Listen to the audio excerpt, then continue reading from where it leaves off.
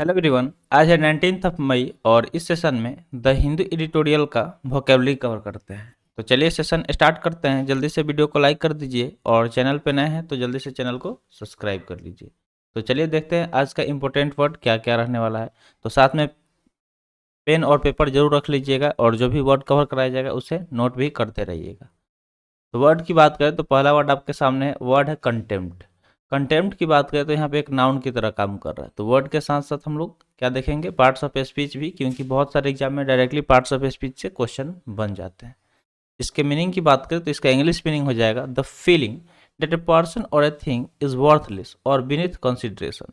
यानी कि मान लीजिए कि किसी के बारे में ये फील करना कि वो क्या है, वर्थलेस है, यानी उसका कोई वैल्यू नहीं है, और या फिर जो कंसीडर किए हैं उसके बारे में उसके बीनीथ है, यानी कि उसके नीचे है, तो उसको कंटेम्प्ट बोलेंगे। क्या बोलेंगे? कंटेम्प्ट बोलेंगे। यानी कि अवमानना। क्या मानना? अवमानना, यानी किसी के को वर्थलेस मानना। वर्थलेस मतलब क्या होता है? वैल्यूलेस। ठीक है। अगर सिनोनिम्स की बात करें तो स्कॉर्न, डिसडेन, डिसरेस्पेक्ट या फिर डिप्रेडिकेशन, ये सारे क्या हो जाएंगे? इसके सिनोनिम्स हो जाएंगे। डिप्रिकेशन तो वर्ड क्या हो गया? कंटेम्प्ट, जो कि एक नाउन हो गया जिसका मीनिंग होता है अवमानना, स्कॉर्न, डिसडेन, डिसरेस्पेक्ट, डिप्रिकेशन, ये सारे सिनोनिम्स हो जाएंगे। तो आई होप आपको कंटेम्प्ट वर्ड समझ में आ गया होगा। तो जल्दी से इसको नोट कर लीजिए। सेकेंड वर्ड की बात करें तो सेकेंड वर्ड है एधेरिंग। एधेरिंग एक वर्ब है। तो आप फिजिक्स में एधेसिव और कोहेसिव फोर्स के बारे में पढ़े होंगे। तो एधेरिंग उसी से बना है, एधेसिव से, जिसका मीनिंग होता है believe in and follow the practices of, यानी किसी चीज़ को क्या करना, विश्वास रखना और उसे फॉलो करना, उसके प्रैक्टिसेस को।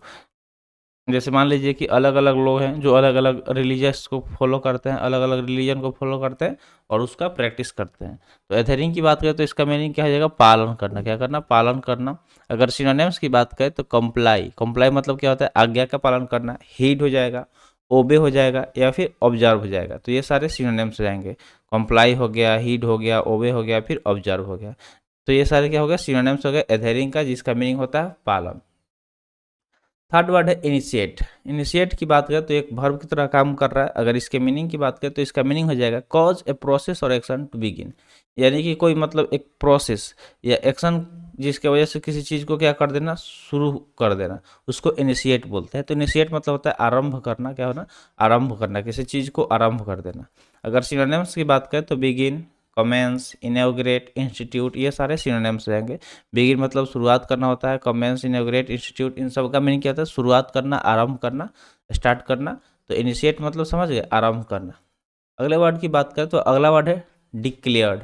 डिक्लेयर्ड यहाँ पे एक एडजेक्टिव की तरह काम कर रहा है, जिसका मीनिंग होता है ओपनली और फॉर्मली असर्टेड और अनाउंस्ड, यानी कि ओपनली या फॉर्मली किसी चीज़ को क्या कर देना, अनाउंस कर देना। ठीक है, यानी कि घोषित कर देना। तो इसका हिंदी मीनिंग घोषित हो जाएगा। सिनोनिम्स की बात करें तो प्रोक्लेम, अनाउंस, स्टेट या फिर कम्युनिकेट, ये सारे सिनोनिम्स हो जाएंगे। प्रोक्लेम हो गया, अनाउंस हो गया, स्टेट हो गया या फिर कम्युनिकेट हो गया, ये सब सिनोनिम्स हो गए डिक्लेयर्ड के, जिसका मीनिंग होता है घोषित। क्या होता है? घोषित। फिर उसके बाद दिया गया वर्डिक्ट। वर्डिक्ट की बात करें तो यहाँ पे एक नाउन की तरह काम कर रहा है, जिसका मीनिंग होगा a decision on an issue of fact in civil और क्रिमिनल केसेस और इन इंक्वेस्ट। यानी कि देखिए, मान लीजिए कोई एक केस चल रहा है, चाहे वो सिविल हो, क्रिमिनल केस हो, तो उसमें क्या कर रहा है, जो डिसीजन लिया जाता है उसको ही वर्डिक्ट बोला जाता है। कि जब सुनवाई होता है, सब लोग अपना दलील रखते हैं, धीरे धीरे उसके बाद क्या होता है कि एक मतलब क्या नतीजे पे पहुंचता है, जो कोर्ट का जजमेंट करता है। ठीक है। तो और वो डिसीजन क्या होता है? निर्णय, यानी उसको हम लोग वर्डिक्ट बोलेंगे। क्या बोलेंगे? वर्डिक्ट बोलेंगे।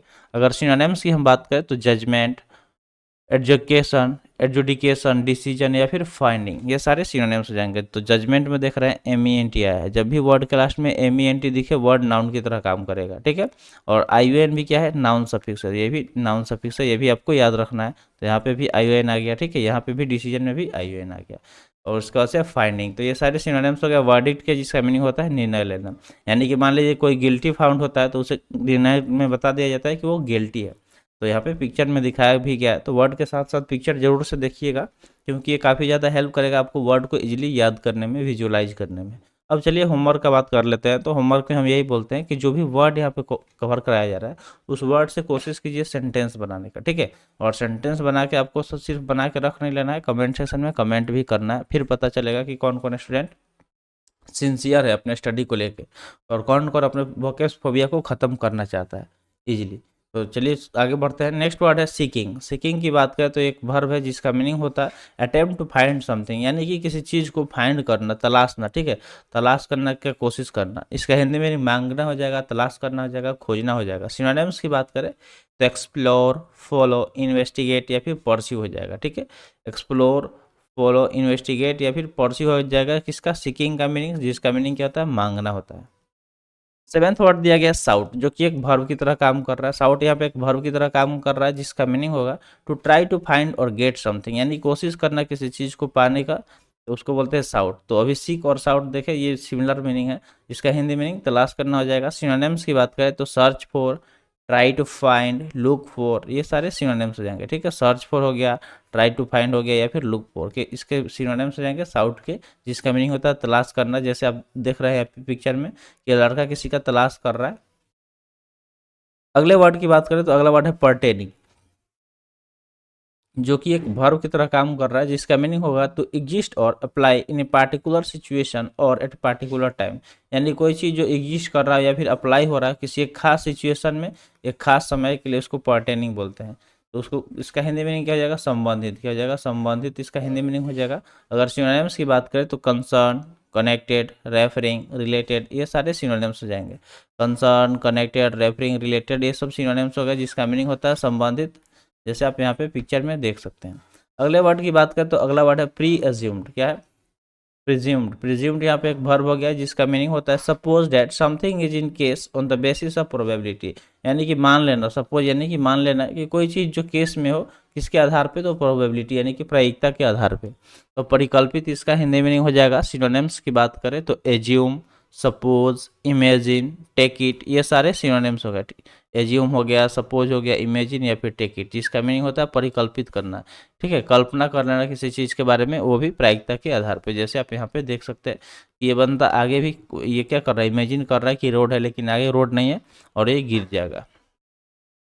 नेक्स्ट और आज के सेशन का लास्ट वर्ड है सिग्निफिकेंट, जो कि एक एडजेक्टिव की तरह काम कर रहा है, जिसका मीनिंग होगा इन ए सफिशिएंटली ग्रेट और important way as to be worthy of attention, यानी कि कोई चीज़ जो क्या हो, सफिशिएंटली ग्रेट हो, यानी कि बहुत ज़्यादा महान हो, या इम्पोर्टेंट हो, यानी कि महत्वपूर्ण हो। क्या हो, महत्वपूर्ण हो।